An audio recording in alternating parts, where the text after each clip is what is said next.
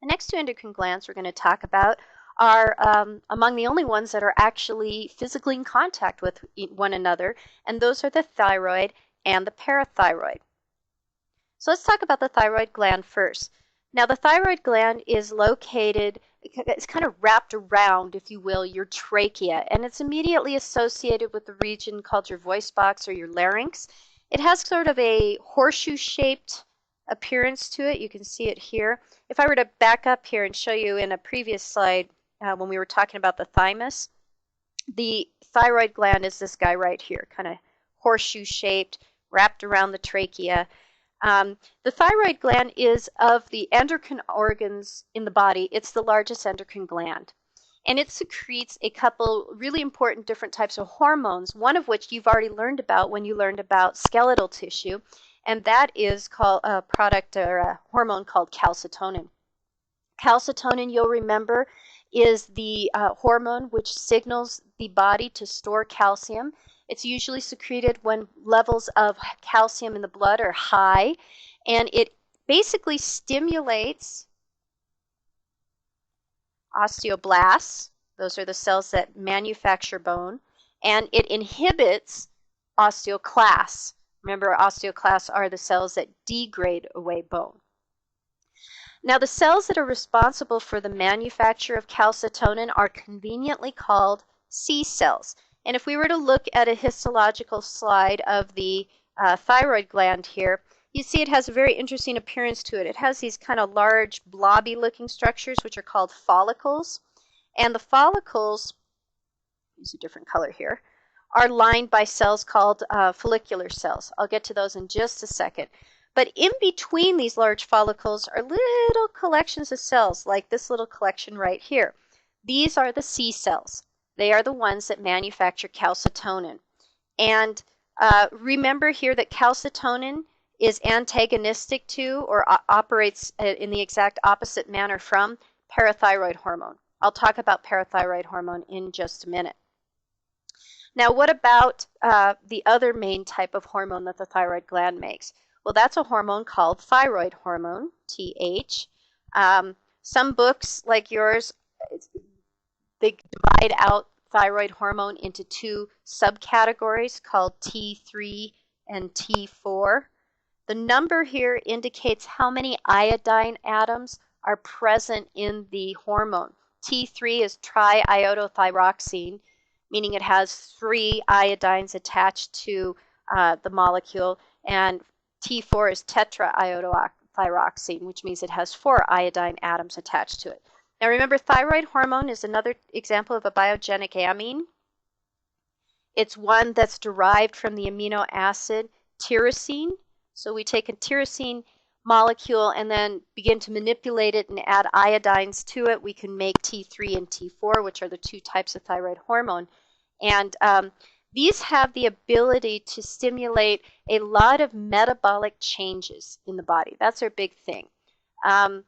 Now, they help to boost metabolic rate. They can impact and increase heart rate, etc. And we'll learn more about that later. But for now, let's look at how they are, or not how, but where they are actually manufactured. So thyroid hormone, T3 and T4, are manufactured by these things called follicular cells. And if we look again down here at our slide, here I said before are these big blobby looking structures. Those are called follicles. And every place along the edge here where you see these nuclei lined up, these are follicular cells all lined up. And they manufacture thyroid hormone and then store it inside the follicle here in this kind of, I don't know, regular looking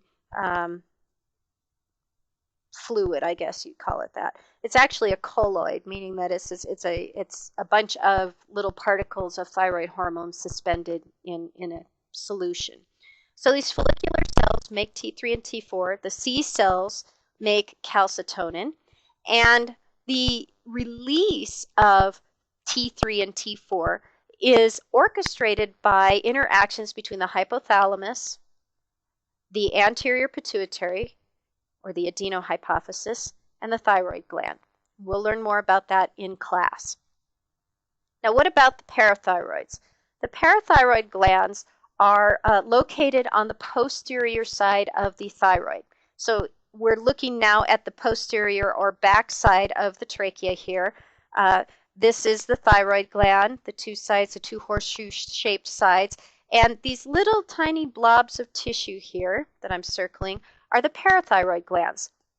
These oftentimes are really hard to see, and it's not unusual for a surgeon when removing a thyroid gland because of disease processes to accidentally remove the parathyroid glands in the process. It's difficult to tell them apart, to distinguish the thyroid gland from the parathyroid gland. Nonetheless, they are a different tissue. They are composed of cells that manufacture a hormone called parathyroid hormone, or PTH. And PTH, remember, does the opposite of calcitonin, so it tends to stimulate osteoclasts. Those are the cells that break down bone. And so if I break down bone, I'm releasing calcium into the blood to help elevate blood calcium levels if they're too low. Parathyroid hormone also inhibits the osteoblasts, the cells that build bone. And again, the combined effect of this is to help elevate blood calcium levels. So if somebody were to have their parathyroid glands accidentally removed, say during a thyroidectomy or the removal of the thyroid gland, you can get a number of profound effects. First of all, you're going to start to get calcium levels drop pretty rapidly. And calcium, it turns out, is really important for a lot of different things. We've learned previously that calcium is needed in order to get neurotransmitters to release from vesicles in the synaptic cleft. We need calcium for smooth muscle tissue to contract properly. Calcium is needed for heart tissue to contract properly.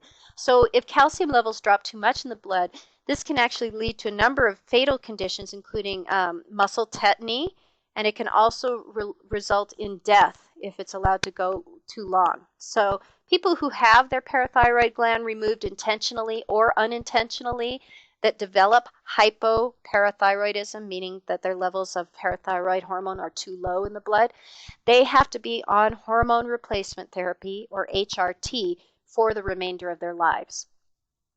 Now, the opposite of hypoparathyroidism is hyperparathyroidism. Hyperparathyroidism means you manufacture too much parathyroid. And if you manufacture too much parathyroid hormone, because it stimulates osteoclasts, the result is you're going to start to get loss of bone tissue. So the bones begin to soften, they become much more fragile. You can get fractures of bone tissue very easily. You can even get bone deformities. And because so much calcium is getting released into the blood, one of the side impacts of hyperparathyroidism is that calcium begins to accumulate in the kidneys and develop into renal calculi, which is another name for a kidney stone.